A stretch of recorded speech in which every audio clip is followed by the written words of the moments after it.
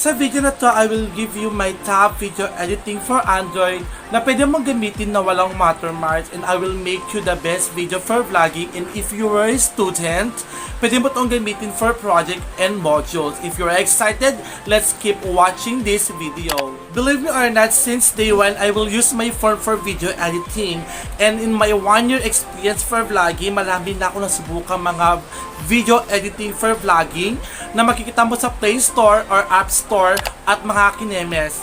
And today, this apps is best for the best na marami kang makikita mga features, sound effects, animations, and this application is for Android or iOS. Marami sa mga baguhan ay may watermarks ang kanilang video or hindi maganda ang quality ng kanilang video dahil hindi effective ang application na ginagamit nila at mahirap din i-process, i-import ang video. My list, perfect editing for video, for me, friendly use, and effective for beginner.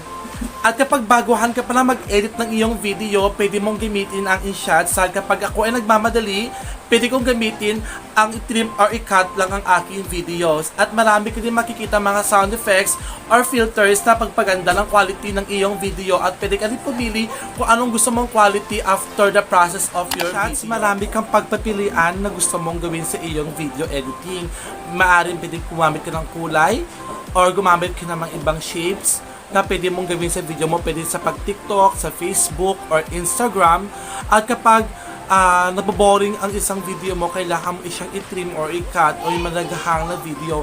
Mas kasi ako ginagamit ko ang talaga, or guys, marami akong ginagamit na mga unnecessary words na pwede kong i-trim gamit ang InShot. Isa sa pinakasikat at magandang gamitin ang CapCut dahil ginagamit ito for TikTok, Facebook, Instagram, or if you are aspiring YouTube vlogger, pwede mong gamitin ito for video editing. Dahil marami kang makikita dito na templates, sound effects, animations, and stickers. At maraming mga YouTube vlogger na gumagamit ng splash transition or ang tinatawag nilang zoom transition. Dahil dito napapabago nila ang effects ng kanilang video at mas maganda ang quality ng kanilang video editing.